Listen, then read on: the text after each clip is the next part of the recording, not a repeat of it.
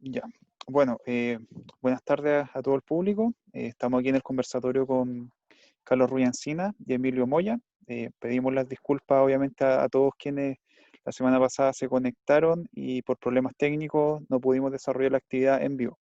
Pero ahora ya va a estar a disposición de ustedes. Vamos a presentar entonces a los invitados de este día. Tenemos a Carlos Ruiz Encina, quien es académico del Departamento de Sociología de la Facultad de Ciencias Sociales de la Universidad de Chile. Él es sociólogo, magíster en sociología y doctor en estudios latinoamericanos de la Universidad de Chile también. También Carlos es presidente de la Fundación Nodo 21, eh, que es una iniciativa igual ahí, interesante, digamos, en el mundo de la fundación de los centros de estudio, donde estamos también nosotros inmersos como Fundación Memoria, Debate y Espíritu. Y también está invitado el día de hoy Emilio Moya, quien es doctor en estudios latinoamericanos de la Universidad de Chile, magíster en sociología de la Pontificia Universidad Católica de Chile y sociólogo de la Universidad de Chile. Ahí también han sido, me comentaba recién Emilio, alumno de Carlos. Y bueno, y Emilio actualmente trabaja como profesor asociado al Departamento de Sociología y Ciencia Política de la Universidad Católica de Temuco. Bueno, mi nombre es Nicolás Bravo, estoy aquí representando a la Fundación Memoria, Debate y Espíritu en esta ocasión, así que sin más preámbulos, le dejamos la palabra a Carlos y a Emilio. Adelante, muchachos. Muchas gracias. Primero les agradezco la invitación a comentar esto que es lo último que he escrito, digamos, ¿no?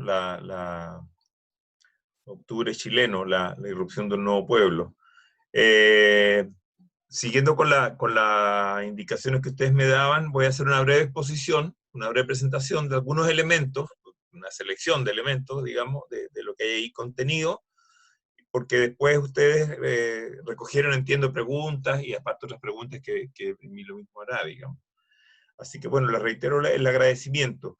Yo lo primero que creo que para entender el ciclo de conflicto en el que estamos inmersos es que hay que partir del dato de que, primero, la experiencia de lo que conocemos como neoliberalismo, digamos, en Chile alcanza una proyección, tanto temporal como en términos de intensidad, que es prácticamente única, digamos. Vamos a cumplir básicamente casi ya medio siglo de neoliberalismo, es decir, si más o menos entendemos que los Chicago Boys se instalan y desplazan a los llamados neodesarrollistas de la Junta Militar el año 75, digamos, ¿no? A Fernando Lenis y entra Sergio de Castro, y de ahí en adelante se genera un proceso de transformación enorme que conduce, y esto es lo relevante que me parece a mí, es lo que insisto bastante en el libro, y también lo hemos venido trabajando en libros anteriores, en que hay una transformación social muy grande. Es decir, esta es una nueva sociedad chilena, no es la sociedad chilena de hace 50 años,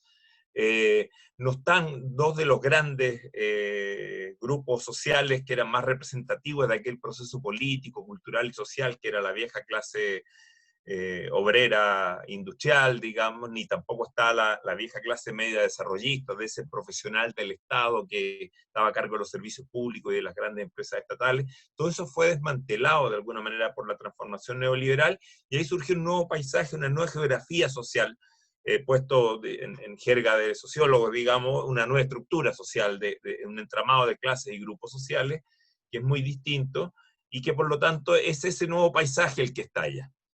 Sin ese dato, digamos, no podemos entender entonces cómo la medida en que nos enfrentamos a formas de conflicto que son muy distintas y que por algo no están precedidas por las banderas de los partidos de ningún tipo, no por las banderas de las viejas organizaciones sociales, ni de los gremios de empleados públicos, ni de los viejos sindicatos, de las centrales sindicales, etcétera, sino que básicamente lo que está ahí es este nuevo individuo que emerge justamente de esta enorme transformación del paisaje social y cultural producto de esta enorme refundación capitalista que vive Chile, como digo, ya casi prácticamente de medio siglo, a una intensidad que incluso no alcanza en otras partes. En esa transformación yo citaría por lo menos un elemento que me parece importante destacar, y que es que en los famosos procesos de privatización que se instalan dentro de las experiencias neoliberales, se suele distinguir generalmente un primer ciclo de privatización, que en los cuales Chile también está y es que es común a todas partes, que es la privatización de las grandes empresas estatales, la línea aérea, las empresas de comunicaciones, etcétera, ¿no? Hasta ahí las grandes prótesis desarrollistas, digamos, privatizadas, yo creo que no hay gran diferencia en lo que estamos señalando acá con el resto de América Latina, incluso a escala universal, digamos. Sin embargo, hay un segundo ciclo de privatización en el que entra lo que yo llamo el neoliberalismo avanzado chileno, que es la privatización de los servicios sociales. Es sobre todo ya no tanto en la segunda mitad de los 70, sino en la primera mitad de los años 80, con la creación de las ISAPRE, de las AFP, de la municipalización de la educación básica, de la Ley General de Universidades, etcétera, donde empiezan a expandirse generalmente procesos que antes estaban contenidos en ciertos tipos de derechos o constricciones políticas que no permitían una expansión de tipo mercantil a esas zonas de la reproducción de la vida social, de la vida cotidiana, digamos, que por lo tanto no pasaban a ser zonas de eventual lucro, ¿no? Y que empiezan a ser crecientemente a ser atendidas por esferas privadas. Esto se complica un poco más todavía cuando se produce la transición a la democracia, porque básicamente se genera un aumento del gasto social estatal, pero el gasto social estatal no opera en función de la reconstrucción de los viejos servicios estatales de protección, sino que lo que se transfiere básicamente es por la fórmula de voucher, de bonos, o de becas, o de gratuidad, etcétera, o directamente de licitaciones y concesiones, directamente a oferentes privados que operan con cargo a ese gasto social estatal, en esferas como la educación, como la salud, en fin, pero incluso hasta las cárceles, digamos, se han concesionado cárceles, las calles, etc. Es decir, hay una expansión de la forma mercancía a ciertas relaciones sociales en las cuales transcurre la vida actual del individuo, que fueron absolutamente impensadas para 3 o 4 generaciones atrás, sencillamente, ¿no? Sobre todo para los que son anteriores a este medio siglo, que digo yo casi ya que vamos a completar de neoliberalismo. Ahí, puesto por lo menos de la óptica del sociólogo, en este caso el mío, digamos, y con quien estoy conversando, básicamente lo que se instalan son nuevas formas de producir desigualdades sociales que no son las antiguas formas de producir desigualdades sociales. O sea, a las antiguas desigualdades se suman nuevas desigualdades, se suman nuevas formas, podríamos decir, a lo Bourdieu, digamos, de diferenciación social. Entonces, esos también son fuentes de nuevas contradicciones. El problema es que estas nuevas contradicciones, entonces, no tienen, a diferencia de las antiguas, no tienen una forma de procesamiento institucional, no tienen reconocimiento institucional, no están contenidas en las estadísticas oficiales, son innombradas, no tienen reconocimiento, por decirlo de alguna manera, en clave Honet, si quieren, digamos, ¿no? Entonces, ¿qué es lo que ocurre? Que este individuo nuevo que estalla, se produce una gran demanda de reconocimiento, va siempre con su cartel, digamos, aquí estoy, ¿no? Hay un cartel que yo lo encontré emblemático de esto ya, de un hombre desesperado que decía, bueno, voy a decir un garabato, discúlpeme, pero decía, puta, Chadwick no rima con nada, decía. Pero en el fondo aquí estoy yo, véanme, y es la bandera negra, o sea, la bandera chilena de luto, y la bandera mapuche por toda bandera, digamos, es una explosión sin oradores, sin representaciones ni sociales ni políticas. Entonces, aquí la reflexión, y aquí va la idea del pueblo, digamos, es, bueno, ¿cómo se construye la alteridad? La imagen de pueblo, que es la que yo utilizo en el libro, responde no tanto a una imagen clasista, sino más a una imagen más bien de tipo policlasista, de una heterogeneidad de sectores sociales que se movilizan generalmente en torno a o en oposición a una alteridad que es de tipo oligárquico. Es decir, aquí había una situación de neoligarquización, quizás media parecida a la que hubo también a principios del siglo XX, digamos. En ese tiempo el conflicto era con las oligarquías agrarias y lo que estaba surgiendo era la sociedad urbana, etcétera, la clase obrera, estaba generando todo un etos, digamos. Aquí yo lo que postulo es que lo que se termina desdibujando para este individuo que estalla, digamos, que estalla desde la ontogénesis misma del neoliberalismo, que es producido por esta transformación neoliberal, que carga en su cuerpo por nuevas contradicciones, estas nuevas formas de diferenciación social. Lo que está ahí entonces, en el fondo, es un conflicto por igual, digamos, de alguna manera, a la élite del sí y del no, al régimen de la transición. Es decir, ese régimen de la transición, sobre todo alguien como Norbert Lechner y muchos otros, nos lo describieron como una tensión entre Estado y mercado, era el campo del sí y el no, de alguna manera, y se suponía que el Estado iba a reponer, de alguna manera, derechos, protección, donde se habían impulsado las formas de tipo mercantil. Lo que sucede es muy al contrario. Yo creo que aquí, al contrario, lo que pensó de una manera muy simple y muy cándida, muy izquierda, es que no ocurre eso de que haya más neoliberalismo, menos Estado, sino que hay un Estado que sostiene este neoliberalismo. Entonces, otro Estado más bien, el Estado no disminuye, sigue creciendo el gasto social en educación, en salud se quintuplican o se multiplican por 7, pero para subvencionar a oferentes privados, digamos, que entran en sustitución con formas de lucro, y aquí es donde estallan los conflictos, de los viejos servicios de protección estatal. Entonces, aquí el que empieza a tallar es un individuo nuevo, es una nueva contraposición contra esa oligarquía, si ustedes quieren, neoliberal en el fondo, donde los viejos clivajes, si ustedes quieren, sí, el no, el pinochetismo contra la concertación, el Estado contra el mercado, e incluso la forma en que la propia clivaje izquierda y derecha se dibujaba en términos de ese clivaje, ya no le hacen sentido a este individuo, desborda ese proceso y empieza a echar las bases, yo diría que todavía germinales, de la posibilidad de la constitución de una nueva cultura política incluso. No es casual que, por ejemplo, nos encontramos con la medida en que supera esas viejas dicotomías entre Estado y mercado, por ejemplo, al mismo tiempo este individuo que reclama derechos sociales universales, por ejemplo, que podría ser más estatal y constricción estatal como en términos de protección, a la misma vez reclama libertad individual. Libertades individuales, libertades sexuales, etc. Los feminismos son muy fuertes en ese sentido también, etc. Entonces, ¿qué es lo que ocurre acá? Fíjense que estamos ante una tensión de la forma en que también adquirían los ideales emancipatorios y en particular de izquierda del siglo XX. O sea, de alguna manera la libertad individual es una cosa con la cual históricamente a la izquierda siempre le ha costado mucho lidiar, no solo en Chile, sino a nivel universal, digamos, ¿no? Es decir, de alguna manera la libertad individual era algo que había que sacrificar en nombre de la conquista de la igualdad. Y la igualdad muchas veces se procedía, y eso fueron los socialismos reales, los llamados socialismos reales, a procesos de socialización forzado. Este individuo que está allá hoy, que explota hoy en la revuelta, no soportaría eso, porque va a defender de alguna manera también su espacio de libertades individuales en estos planos, digamos, y va a trasladar entonces las esferas conflictivas a una serie de ámbitos culturales donde incluso quedan superados muchos de los programas emancipatorios, esto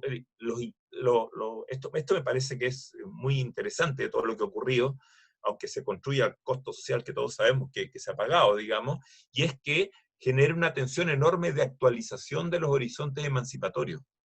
Hoy de alguna manera va a haber que replantearse los horizontes de igualdad y de libertad en los horizontes emancipatorios, de una manera en que esta protesta interpela, de alguna manera, como les digo, ese abismo entre política y sociedad del cual tampoco se salva la propia izquierda. Eso hay que decirlo.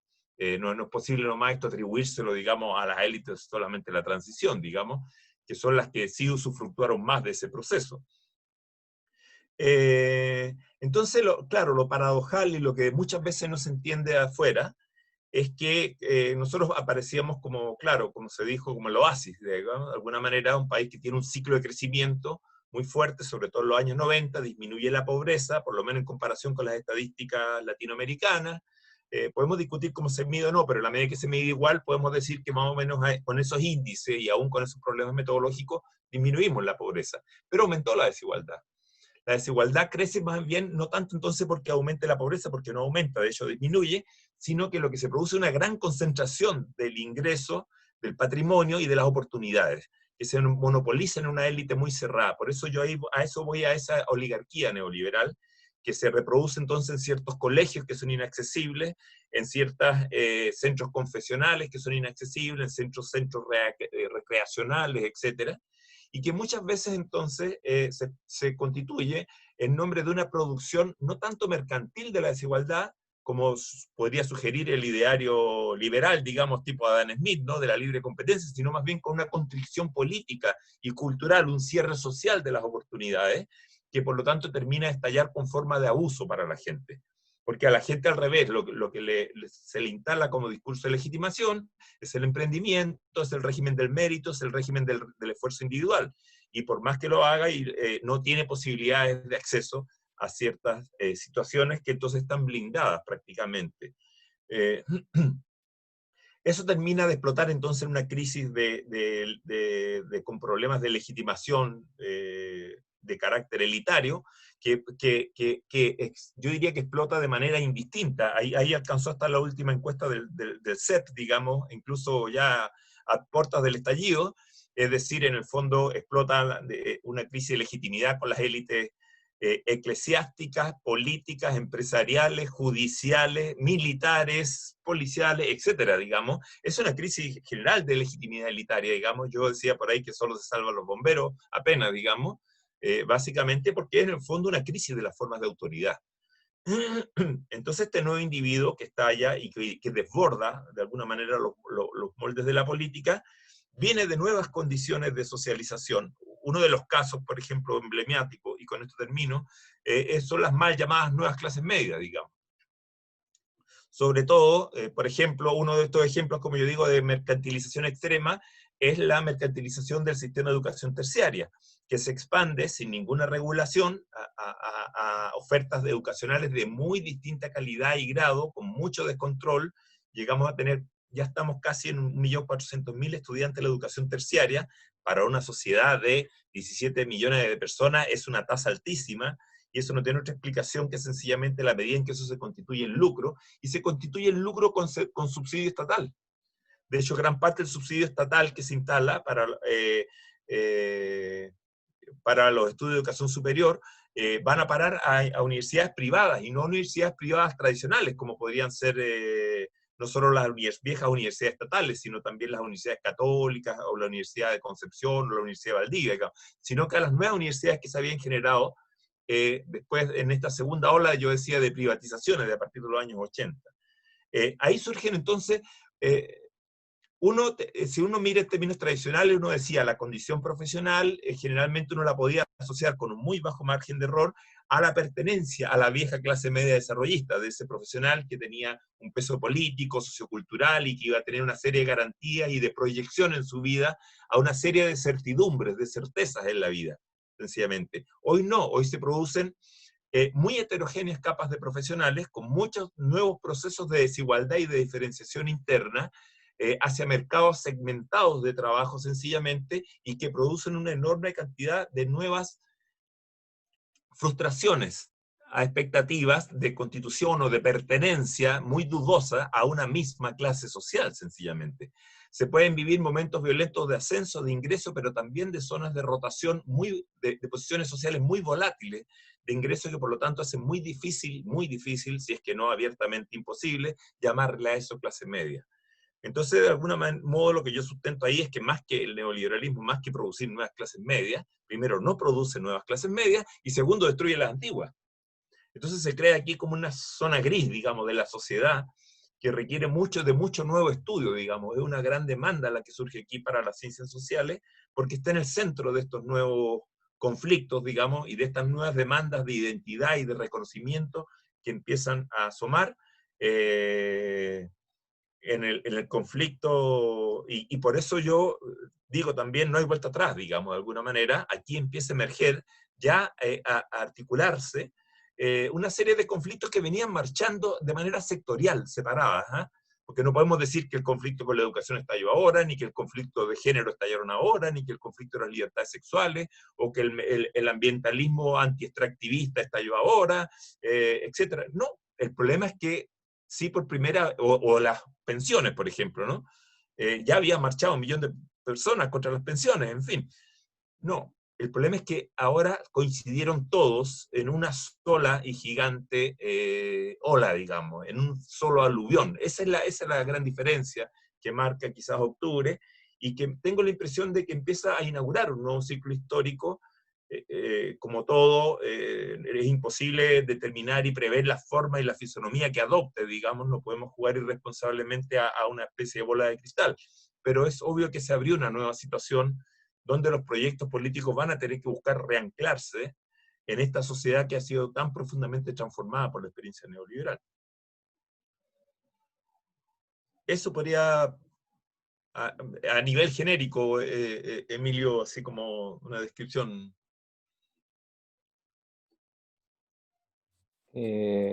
Súper, súper. Bueno, yo antes que todo me voy a presentar un poco para que sepan en el fondo de dónde voy a hablar, ya desde qué posición finalmente y sobre qué aspectos a los cuales me gustaría referirme.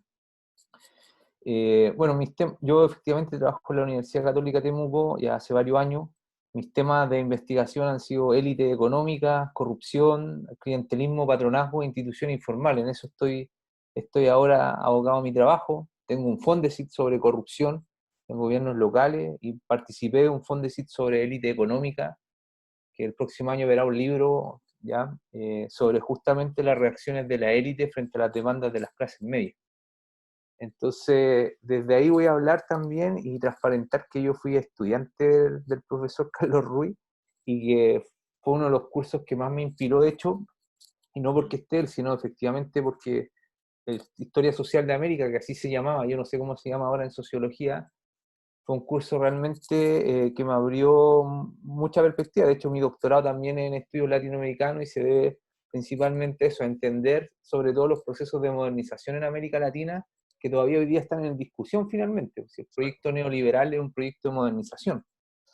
En ese sentido, yo me voy a referir sobre algunos puntos sobre el libro, sobre el Octubre chileno, sobre algunos aspectos que yo considero súper relevantes para la discusión, que abre muchas preguntas para indagar, para seguir investigando.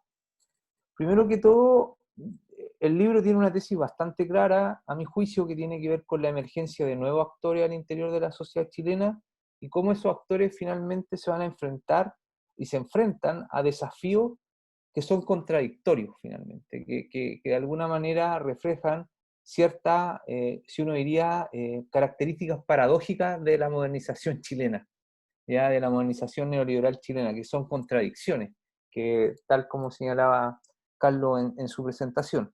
En ese sentido, creo que un gran mérito de este trabajo tiene que ver con que en él convergen distintos diagnósticos en un solo texto. Es decir, yo puedo leer ciertos trabajos de Lechner, politización del PNUD, los trabajos de la Katia Araujo, de Mayol, de Garretón, de Martuchelli, de Mulián, de Facio, están en diálogo en el texto y también están en diálogo con diagnósticos más globales. La situación laboral, uno la puede leer a partir de Sennett, Bauman, Beck, y los clásicos. Se recupera, yo diría mucho Weber, el concepto de racionalización se discute en el texto, Marx sobre esta mercantilización de las relaciones sociales, Habermas sobre la colonización del mundo de la vida, también asociada a este concepto de mercantilización que ocurría en el neoliberalismo. Entonces, a mí me parece que es un trabajo que es muy ameno a la lectura y que logra finalmente de alguna manera hacer converger distintas visiones, distintos autores y distintos diálogos sobre lo que ocurre en el proceso de modernización neoliberal chilena que efectivamente ya lleva 50 años incluso uno podría decir anteriormente desde su planeación cuando mandan a estudiar, ¿no es cierto?, afuera a los Chicago Boys. Entonces, me parece que el libro justamente rescata muy bien esos diagnósticos y logra de manera clara y sencilla al lector mostrárselo. Y eso a mí me parece que es un gran punto sobre el libro. Un aspecto a destacar, yo diría, que se muestra con claridad el itinerario donde se muestran los nudos conflictos que generan lo que ocurrió en octubre. Es decir, yo creo que ahí sí la pregunta habría que hacerse si estamos con la misma corte, si uno lo pregunta estadísticamente. Es decir, los del 2006, 2011 son ahora los mismos del 2018. Hay ahí un germen ya que viene enfrentándose a tres grandes conflictos sociales en nuestro país. Entonces, en ese primer capítulo se abordan muy bien yo creo, el itinerario, muy bien también lo que ocurre finalmente con, yo diría, la criminalización, la desmovilización sobre todo los colegios emblemáticos, es decir, esta idea de la élite de derrumbar lo público, que no solo ocurre en Chile, ha ocurrido en Argentina, ha ocurrido en otras sociedades, de alguna manera ir derrumbando, ¿no es cierto?, liceos emblemáticos, liceos donde realmente se discutía lo público, más allá de la gratuidad, entender lo público más allá de la gratuidad, y se muestra muy bien ahí esos factores causales y los actores y los nudos conflictivos que estarían, ¿no es cierto?, en la base de la explicación de lo que ocurrió finalmente en octubre. Yo creo que se destaca muy bien el divorcio entre sociedad y élites. Y aquí creo que hay un texto clásico de Lach sobre la rebelión de la élite, que él trabaja sobre, ¿no es cierto?, el tema de cómo la élite finalmente da la espalda a la democracia, se legitiman en otro espacio, ya no son en los espacios nacionales, y uno podría ver claramente cómo nuestra élite finalmente se legitima más en contextos internacionales. Pues nosotros tenemos la tesis de que la élite finalmente frente a los problemas sociales tiene más bien reacciones de adaptación y bien una especie de aislamiento frente a los problemas de ridiculización, de criminalización, más que de enfrentarlo, más como este concepto que discutía en su famoso texto sobre la élite Cardoso, de decir, las élites tienen un proyecto, tienen una misión de sociedad, que parece ser hoy día que la élite incluso no se define como élite, tiende a incluso a no definirse como tal. La idea del no lo vimos venir. Ahí hay una segunda pregunta a Carlos, quizá esa idea del no lo vimos venir es solamente discursiva en el sentido de decir, no lo vimos venir, nos quita responsabilidad política de lo que está pasando, nos quita de alguna manera quizá, ¿no es cierto?, cierto responsabilidad de los efectos que este neoliberalismo, finalmente yo diría, contradictorio ha generado. Entonces, el texto, a mi juicio, discute justamente con estas ideas de diagnóstico sobre el aislamiento de nuestra élite, su legitimidad, las nuevas formas de movilización, como señalaba Carlos, que aparecen, que ya no corresponden a los clivajes de los años 80 o a las luchas contra la dictadura, sino de un mundo distinto que parece ser que la élite no estaban preparadas o no quisieron realmente de ver, o discursivamente se están excusando de no quisieron ver, ya para de alguna manera no afrontar la responsabilidad.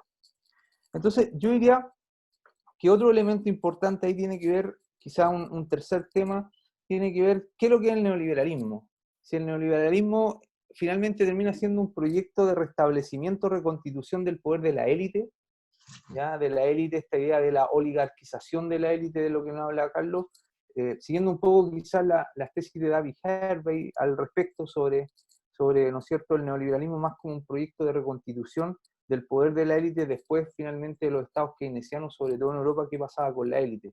Ya que en el caso chileno se describe en el texto, son bien contradictorias también, como nuestro neoliberalismo, son bien conservadoras, términos valóricos, pero liberales obviamente en términos económicos, promotoras de una idea del mérito, pero que responden principalmente al criterio adscriptivo. El matrimonio, los apellidos, los colegios siguen siendo temas relevantes en su reproducción, en la integración vertical, como diría Ray Mills al respecto.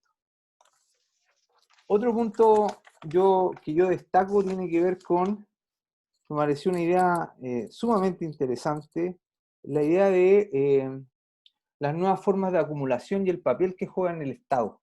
En el fondo, yo creo que ahí el texto nos pone una alarma y una tensión cuando nosotros siempre hablamos de que el neoliberalismo y la globalización han debilitado al Estado.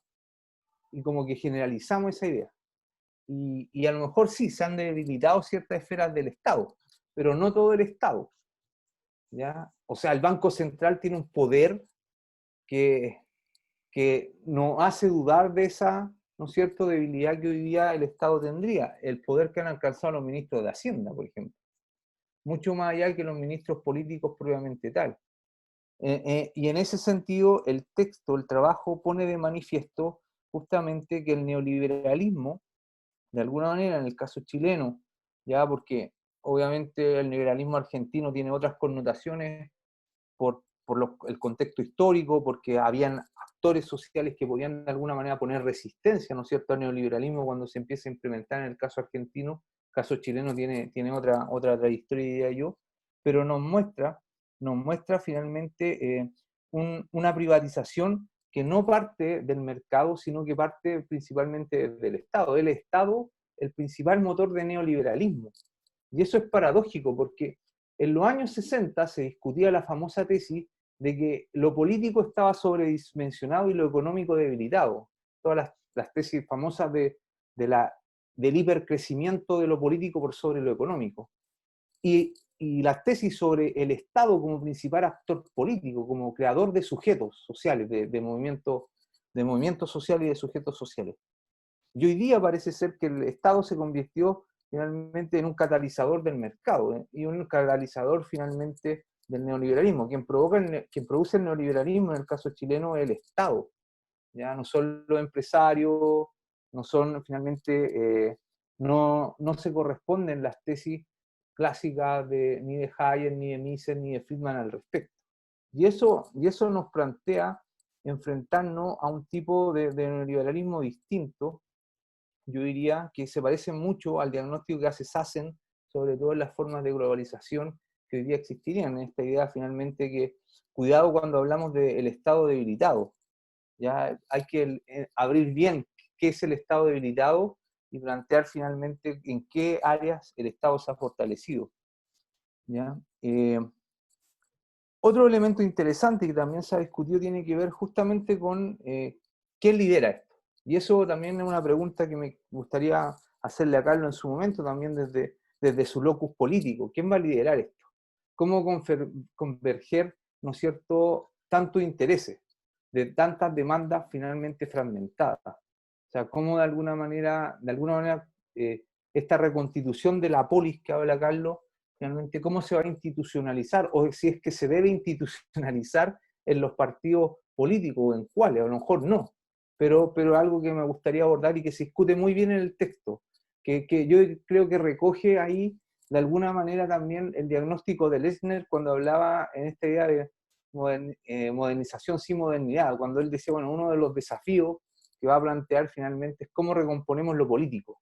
Y nuevamente se vuelve a plantear, ahora, lo político no necesariamente vinculado a lo partidario, y eso el libro lo trabaja muy bien, sino lo político entenderlo mucho más allá de cómo, ojo, hoy día lo ha entendido particularmente la ciencia política. Los estudios de la ciencia política tienden a entender los problemas, yo diría como su carisma hegemónica desde lo institucional, ¿no es cierto?, desde las reglas del juego, y esto, lo que hoy día observamos, va mucho más allá de lo institucional, va mucho más allá de las reglas del juego, y eso se pone de manifiesto en el texto, creo yo, a mi juicio.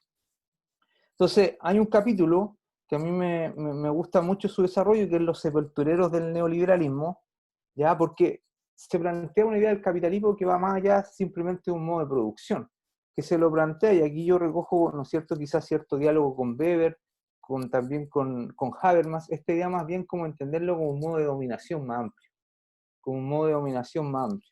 y donde finalmente, ¿no es cierto?, van a ser dos pilares, yo creo, los que van a de alguna manera ser los nudos críticos de este modo de dominación, la concentración y la desigualdad.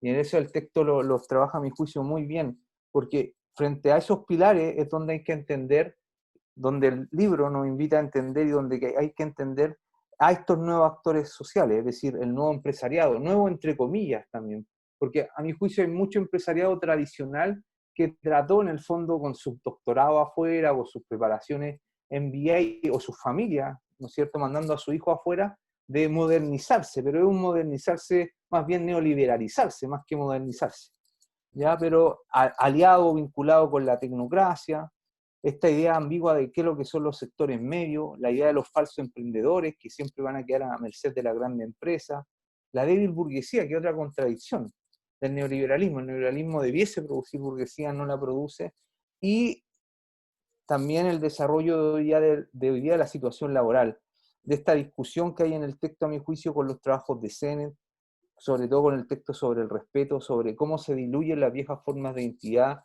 y las antiguas formas de asociatividad. ¿Ya? Entonces eso a mí me parece que está muy bien trabajado, muy bien desarrollado para comprender justamente la emergencia de estos nuevos actores. Entonces,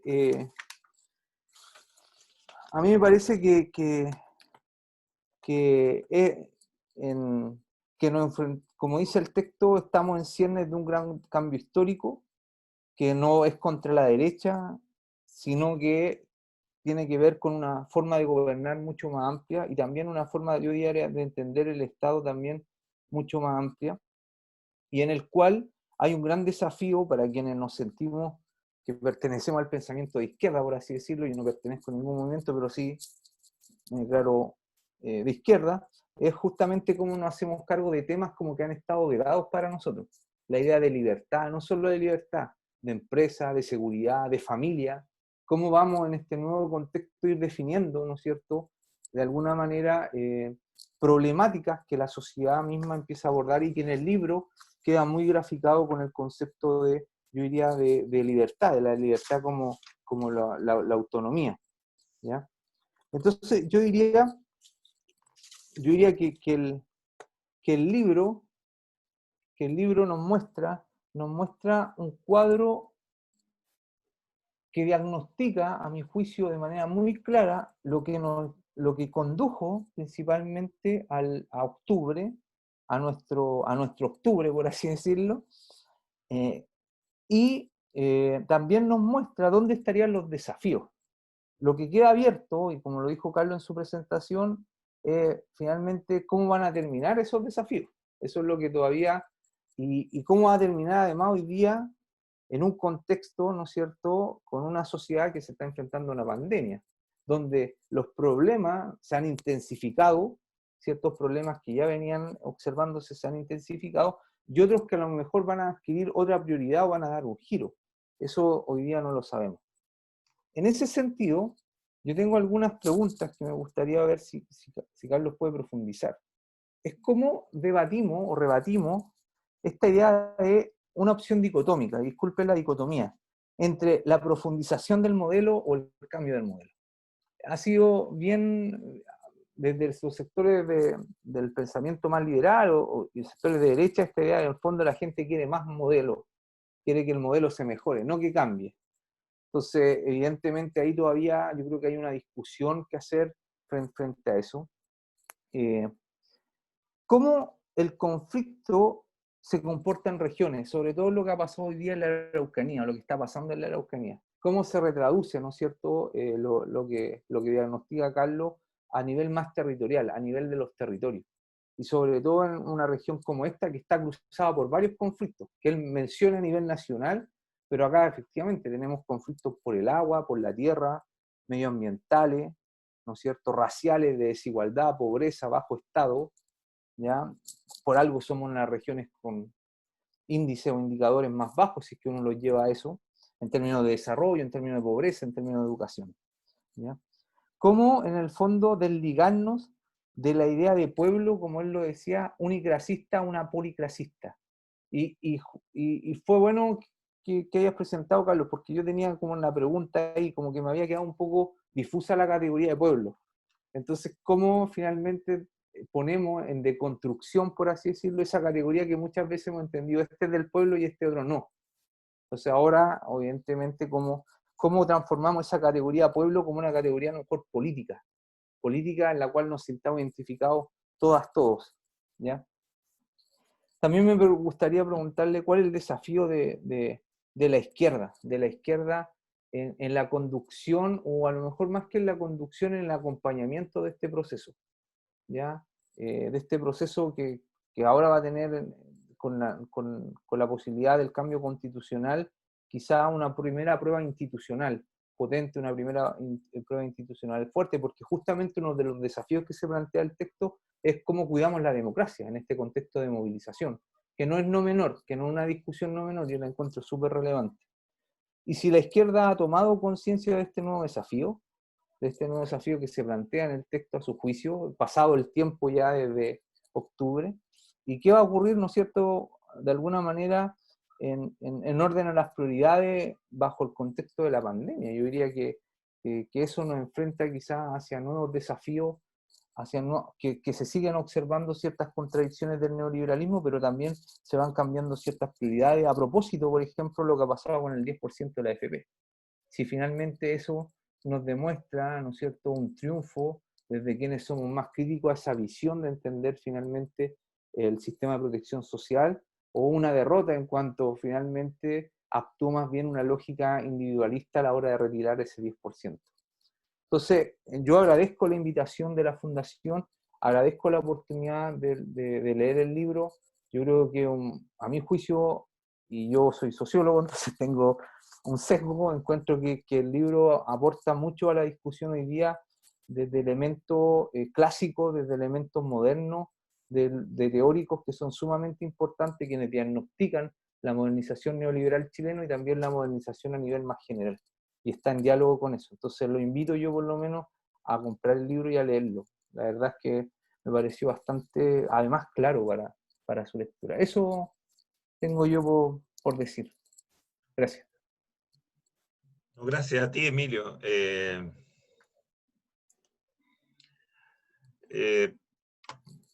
He tenido varios conversatorios sobre el libro, varias entrevistas, incluso hasta matinal. Yo voy a confesar aquí algo un poco porque yo creo que tú ya un poco casi lo pones ahí al desnudo, digamos. Cuando a mí me llaman para escribir, inicialmente me llaman de la editorial para escribir un capítulo de libro, que iban a escribir más personas. Varios reputados, y no quiero meter a nadie aquí porque cada uno sabrá qué explica con esto. Entonces me dijeron tantas páginas, 40 páginas Word, tipo tanto, etcétera, cantidad de caracteres, etcétera, etcétera, y me pidieron tal cual, que no lo escribiera en sociologués. Que tú sabes que esto se puede escribir, esto nosotros, la sociología es síntesis por vocación. Sí. Entonces esto lo podríamos escribir en 7 páginas. Pero así, como digo yo a veces en clase, como comida para astronauta, digamos, así como... ¿no? Entonces, claro, yo hice un esfuerzo bastante grande por producir un libro que sí yo considero, y además por lo menos estaba en la intención cuando lo produje, de que permitiera esas dos lecturas. El que quiere leer desde una interpretación más compleja, claro, ahí puede encontrar a Jonet, a Habermas, a Sennett, porque yo no puedo decir que soy Cristóbal Colón y descubrí que la Tierra es redonda, hay mucho que yo estoy movilizando, digamos. Con Lechner se dialoga todo el tiempo, digamos, etcétera, en fin, con los informes clásicos del PNUD, en fin, de muchas cosas. Pero sin poner número, estadísticas, citas, me pidieron que no hiciera notas al pie, que no citara muchos alemanes, me dijeron. Y yo decía, si nosotros nos dicen que no podemos citar muchos alemanes, ya como sociólogos estamos medio fritos, porque más de la mitad de todo lo que se armó ahí se lo armaron los alemanes. Bueno, entonces, en fin, meternos en esta cuestión y la discusión que se habían generado en Chile. Yo voy a tratar de tomar en un paquete el señalamiento tuyo en ese sentido, porque me parece que, a ver, hay varias cosas que ocurren acá. Y me voy a ir, porque la tentación a ir a la conversación que tú desatas también puede ser eterna. Quizás tengamos un capítulo y podamos seguirla, pero aquí se recupera una noción de lo público que no es estatal, por ejemplo. Y nosotros los chilenos, como el Estado era un gran devorador de funciones de la sociedad, porque todo lo construía el Estado, sencillamente, entonces estamos acostumbrados, fíjate, yo te hablaba de servicios sociales, servicios estatales, y no digo servicios públicos. ¿Por qué? Porque en el nuevo conflicto que viene, yo creo que la vieja izquierda con su recetario, y el libro también tiene una discusión muy fuerte con la izquierda, Jorge Arrate lo puso en su columna, digamos, en su reseña que hizo del libro, digamos, él sintió esa discusión. Hoy a este individuo no le vas a resolver todo con oferta de más estados, porque justamente como ya no se da esa contraposición entre Estado y mercado, ya se terminó esa ingenuidad de que a más neoliberalismo menos Estado, sino que era otro Estado, y que este neoliberalismo no respira ni 2 segundos sin el Estado, y que además es construido por el Estado, por lo tanto las desigualdades son producidas políticamente y no necesariamente por la mano invisible del mercado, y que por lo tanto entonces todo no es mercado nomás sencillamente, sino que lo que domina en la esfera de la economía privada muchas veces opera bajo constricciones políticas.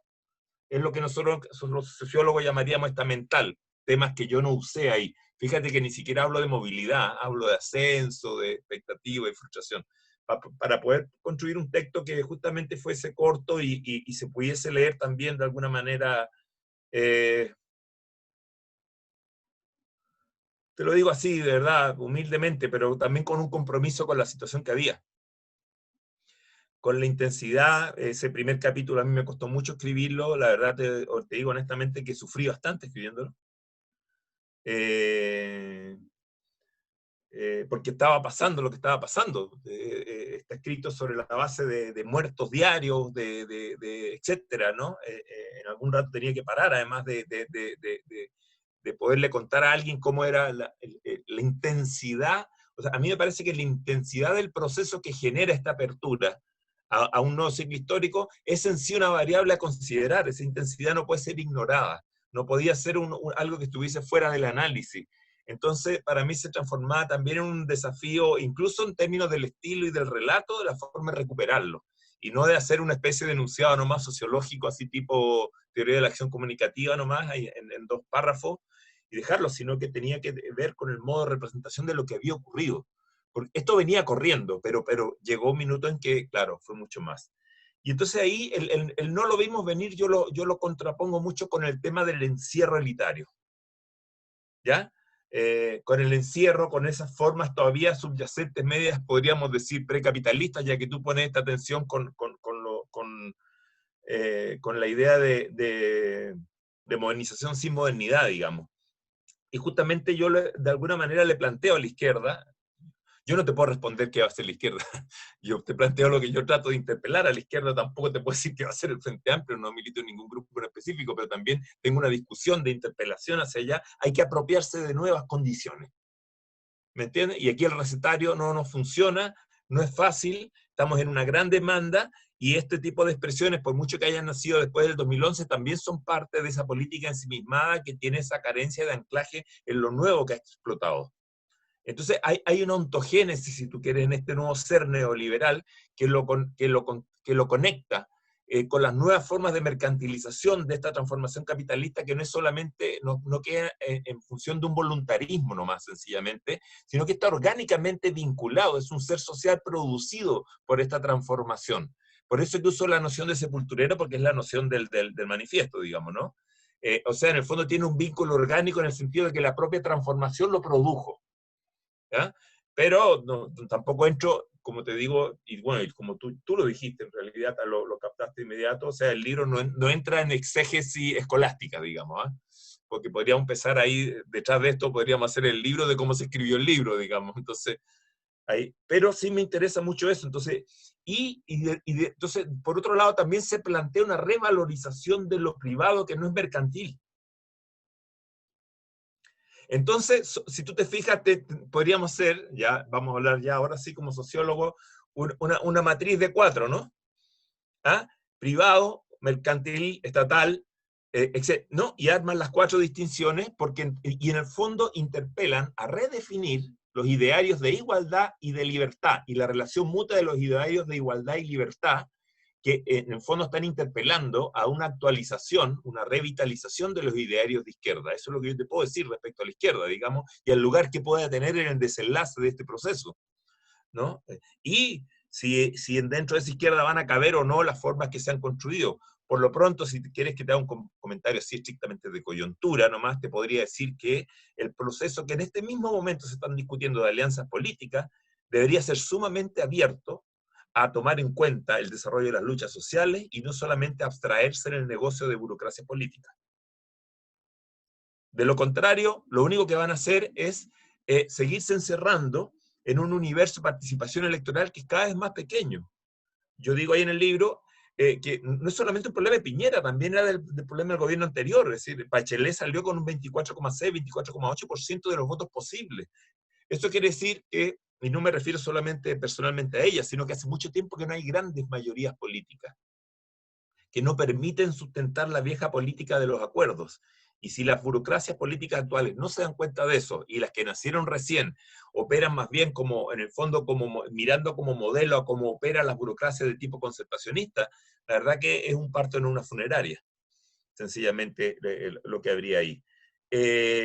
Yo tuve mucho cuidado, te voy a confesar, con el tema feminista y con el tema mapuche, porque son dos condiciones muy particulares en el cual yo siento que hay mucho orgullo en las construcciones logradas, y que por lo tanto un hombre blanco ¿ah? No puede llegar y entrar nomás así a hablar. Entonces, por supuesto que les doy un valor en el sentido de su colaboración en la emergencia y cómo se construyen, qué papel juegan dentro de la emergencia este nuevo pueblo, pero no hago un análisis específico de esas situaciones. Pero a mí, si me apuras un poco con el tema mapuche, yo diría que de alguna manera, si algo desafía de manera más trascendente, aparte de su tema en sí, ¿no? De su tema en sí, del tema plurinacional, etcétera, va un tema que está en el corazón del problema neoliberal, me parece a mí, que es distinto al conflicto mapuche que se podría haber planteado contra el desarrollismo, por decirlo de alguna manera, ¿ya? Para situarlo en términos históricos concretos, y que es el siguiente, digamos. Yo lo escribí, esto lo desarrollé sí un poco más de una manera más teórica en un libro que publiqué antes, que es La política en el neoliberalismo, y va a algo que tú mencionaste recién, y bueno, está en Harvey y en otros, pero yo lo discuto en el caso chileno, que una es recuperar el neoliberalismo en tanto construcción de doctrina, von Mises, Hayek, etcétera, toda esa discusión, que después la operacionalizan los economistas como Haberger o Friedman, digamos, en torno al problema de la inflación y el control de los precios, etc. O como el neoliberalismo como práctica histórico concreta, que es otra cosa, y como práctica estatal en particular, y entonces ahí yo recurro a la vieja herencia de la sociología latinoamericana, en particular hay diálogo con dependencia y desarrollo, y lo que arriesgo es, continuando esa tradición de dependencia y desarrollo, es cómo podríamos actualizar una tipología del capitalismo latinoamericano en la era neoliberal, por decirlo de alguna manera. Entonces, ¿de qué tipo de tipología es Chile, que de alguna manera abarca a Perú, a Colombia, etcétera? Y hay tres situaciones que yo caracterizo ahí. Respecto a lo que, pero básicamente opera un principio que sí es universal para el neoliberalismo, que me parece, y con esto no me extiendo más, porque la verdad es que, te digo, todos estos temas dan para muchísimo, ¿eh? Pero es que básicamente el neoliberalismo desplaza el lugar de la política en la sociedad, como la esfera en la cual se puede expresar y desarrollar la racionalidad humana. Es decir, básicamente la medida en que transforma al individuo en una especie de homo economicus, desplaza la esfera de la racionalidad, ahora sí, desde la política hacia el mercado. Y por lo tanto la racionalidad, y de esto se nutren muchas veces y naturalizan las propias ciencias políticas, ¿no? Empiezan a entenderla como la capacidad de producir estrategias de un individuo aislado, de una individuación forzada, para maximizar comportamiento ante ofertas que encuentra sencillamente. Estamos hablando de rational choice, digamos, para decirlo en pocas letras, ¿no?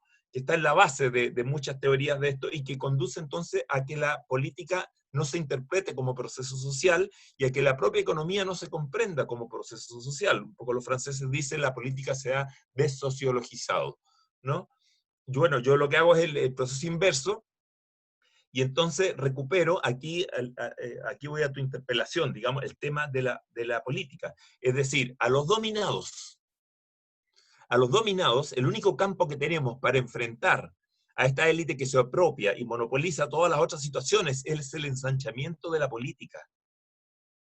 Por lo tanto, el compromiso que tiene que tener la izquierda con la democracia no es utilitario nomás, para cuando nos sirva sí, cuando nos sirva no, sencillamente, sino que el ensanchamiento de la democracia es algo con el cual a ellos les cuesta más bien, ¿no? Y en ese sentido, yo lo que apelo es a tomar una especie de bandera de modernidad radical, de completar esa modernidad que fue traicionada justamente, ahora sí diría, por el capitalismo, básicamente, ¿no? En sus etapas de concentración, etc.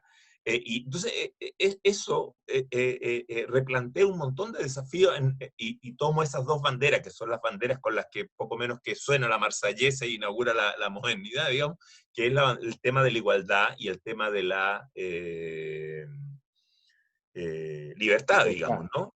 Como una conjugación que te digo, de verdad que nos cuesta mucho en la peña de izquierda cantar a las dos a la vez, digamos, por decirlo de algún modo, ¿no? Más allá incluso ya de esta élite, yo te digo, de la transición que se empieza a coaligar, digamos, ¿no? Que se empieza a coaligar, que entonces Montesco y Capuleto se empiezan a volver una sola cuestión, sencillamente, en los mismos colegios, en las mismas empresas, en los directorios de las FP, ¿no? El otro día yo lo decía, lo discutía en una radio, porque alguien me decía, algún periodista, digamos, yo le decía, por ejemplo, Pickering. ¿Te acuerdas cuando Osorno se queda sin agua? ¿Qué es Pickering? ¿El Estado o el mercado? Es las dos cosas. Porque él era el subsecretario que después crea las concesiones y después está a cargo de la empresa privada. Sí. Entonces, si tú le dices a unos osorninos, no, más Estado como proyecto político y como oferta política, te decir, momento, ¿de qué Estado me estás hablando? ¿No?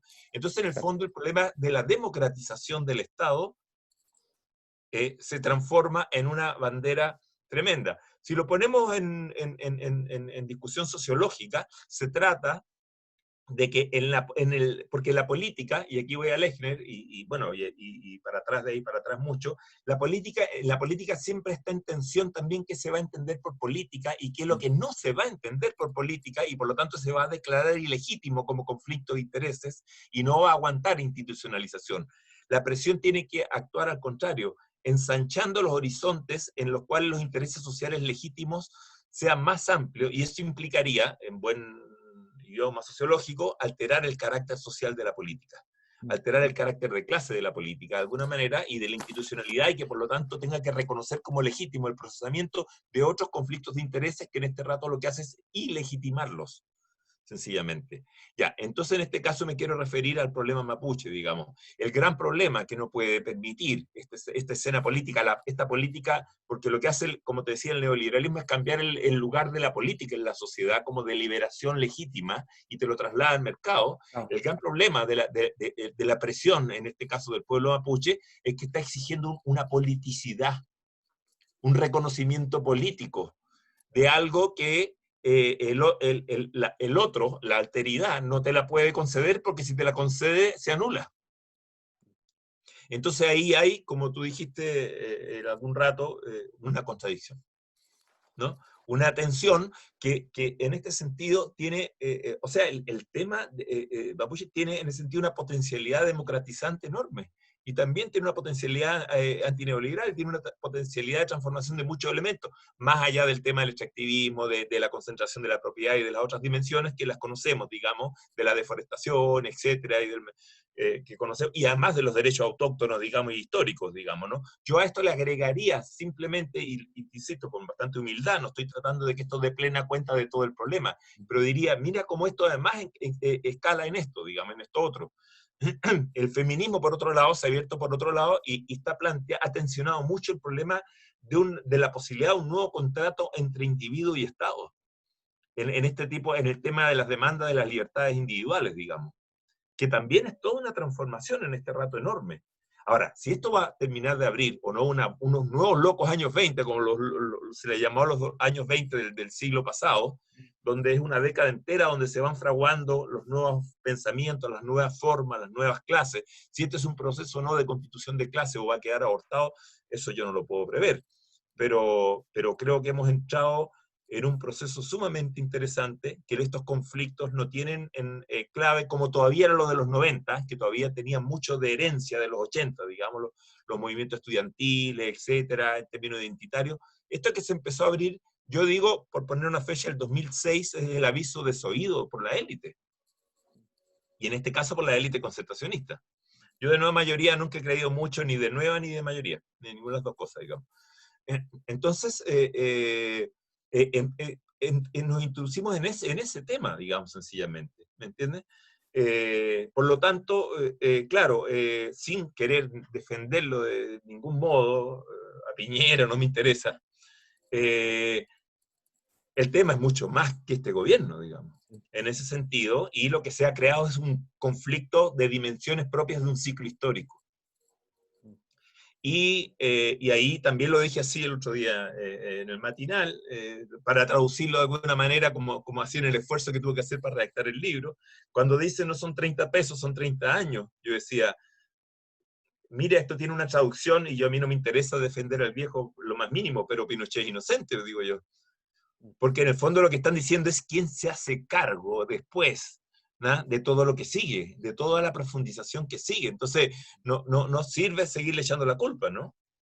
Y no solo eso, sino que hay muchas transformaciones que no es que las haya impedido la derecha desde el Parlamento porque tenía quórum mayor, etcétera, etcétera, sino que sencillamente se empezó a construir una comunidad de intereses en función de esto. ¿Me entiendes? Porque entonces después tú empezaste a participar en los directorios de las FP, etcétera. Sí. Claro. Directorios de la minera, directorios de bueno, Sillita todo, musical. Bueno, y ustedes, el problema es que en Temuco es fuerte, o sea, en el fondo, es esa rearticulación de una especie de fronda aristocrática con la transición, si tú quieres, de reconstrucción de fronda, ¿no? Que se blinda con sistemas educacionales, con sistemas confesionales, con sistemas recreacionales, pero también con formas de propiedad, etcétera, ante la cual, además, llega un nivel de abuso en que entonces se estalla. Pero lo que estalla es la ontología de este nuevo individuo, me parece a mí, que produce una enorme demanda al pensamiento, a la práctica política también, y por lo tanto, bueno, el libro intenta, por un lado, hacer relato, pero por otro lado intenta interpelar y discutir con los idearios políticos, digamos, en este sentido. No es llegar y sacar así del baúl todo el andamiaje de izquierda siglo XX y que con esto nos va a resolver este problema, sencillamente. Estamos recién publicando un libro sobre una síntesis sobre el pensamiento histórico del socialismo chileno, que va a salir ahora pronto, que es una antología más bien, y es impresionante cómo en el fondo esa construcción de ese socialismo dialoga con la especificidad, digamos, chilena, y busca apropiarse de ella, y hoy al revés, en nombre de la globalización le echamos toda la culpa. Yo la verdad es que creo que no vamos a encontrar muchas explicaciones mirando a Bulchunham y a Zizek, digamos, en esta cuestión, lo he dicho varias veces, digamos, tratemos de apropiarnos de la complejidad y de la especificidad que tiene lo que explotó delante de nosotros, con una, de una manera tan tonante, tan fuerte, tan estremecedora, con tantos muertos, ¿me entiendes? Con tantos cuerpos mutilados, que nosotros en este rato tenemos un compromiso ético e intelectual gigantesco con esa, y también militante, digamos, ¿por qué no decirlo, digamos, no? Eso, Emilio. Súper. No, súper. Sí, Les súper. agradezco el espacio y las preguntas y además te agradezco que me hayas sacado de la conversación tradicional que había sobre el libro, que se anclaba más en otras cosas, y que justamente tiene que ver, como te digo, con este sustrato que efectivamente uno moviliza para reflexionar. Si uno no moviliza ni inventa todas estas cosas, ¿no? Tendría que ser muy Cristóbal Colón para haber inventado yo todas estas cuestiones. No, al contrario, uno está movilizando aquí en muchas herencias, digamos. Muchas herencias para tratar de apropiarnos de este presente tan intenso que tenemos en este momento. No, sí, súper interesante porque, sobre todo en la discusión sobre los nuevos idearios de lo que es la igualdad y la libertad, porque además, en términos disciplinares, finalmente también es donde nace el contexto de la sociología, frente justamente a esas paradojas o esas contradicciones, y frente a eso, cómo la repensamos hoy día en el caso chileno, frente a la interpelación de la sociedad, es como nuevamente volver a darle contenido, justamente a darle historicidad a estos nuevos conceptos, que parece que en algún momento los dejamos que los discutiesen otros. Son las grandes preguntas de la modernidad, de hecho. Sí, por eso. Que fueron expropiadas y que nosotros, la verdad es que, ahora digo nosotros como izquierda, haciéndome cargo incluso de las generaciones anteriores, pero donde sonaban algunas de estas preguntas, nosotros arrancábamos. Sobre todo el tema de la libertad, digamos, ¿no? En este sentido es importante recuperarla y dialogar con este nuevo individuo, digamos, que además se le hace una crítica moral. Yo te voy a decir, porque se compra un plasma. Mira, este individuo va al mall y después va a la protesta. Entonces, ¿pero qué quieren si nació en estas condiciones de consumo? Y además está constreñido a un confinamiento donde necesita para organizarse con una tele por la familia, por las cuestiones, etcétera, que van a venir a pontificar en contra de eso, que no sé, izquierda, derecha, lo que sea, digamos, ¿me entiendes? Yo eso lo defiendo, ¿no? Y no me es un indicador de nada. Entonces, aquí tenemos que volver a construir una escala de politicidad Porque los viejos criterios, todo ese discurso de moralina, digamos, ya no tiene sentido, sencillamente. No tiene sentido y además ni siquiera te va a escuchar este individuo, ni siquiera te va a escuchar. Te va a ignorar sencillamente. Entonces, al revés, somos nosotros los que tenemos que salir a dialogar con esa situación y a no tratar de tapar el sol con un dedo, sencillamente, apropiarnos del presente. Sí, concuerdo, creo que a veces nos gana la normatividad al definir o conceptualizar fenómenos sociales y nuestro sesgo a veces teleológico de buscar una finalidad y de meter en la categoría, este tiene otro comportamiento, lo definimos de otra manera. Sí, sí, concuerdo. Eso, yo no sé, Nicolás, Sí, y sí, gracias, bueno, Carlos. sí, bueno, obviamente agradecerle a los dos, a Carlos por la tremenda exposición, el libro también, que como bien dijo Emilio, el llamado es que lo puedan comprar, lo puedan leer. Yo por lo menos lo leí lo bajé en Amazon, lo compré por Kindle, así que también está en formato electrónico. Y muy interesantes estos temas, pues también obviamente agradecerle a Emilio, con la mirada también de acá de región, de la Araucanía, Temuco, que está ahora en boga. Y bueno, simplemente agradecerle obviamente a usted, a quienes estuvieron en los ciclos anteriores, porque precisamente esto se trataba este ciclo crisis social en Chile, de entender un poco qué fue lo que pasó en Chile, por qué ocurrió este estallido social, cuáles eran los procesos que venían de atrás. Yo creo que ahí Carlos hizo una muy buena mirada, tanto en su libro como en esta exposición, desde la mirada izquierda, pero obviamente también todo esto nos ayuda a entender estos procesos que son complejos y que son también una noticia en desarrollo. Ahora suspendía un poco con el tema de la pandemia. Así que muchas gracias nuevamente a Carlos, muchas gracias a Emilio y muchas gracias a todos los que van a ver esta tremenda exposición.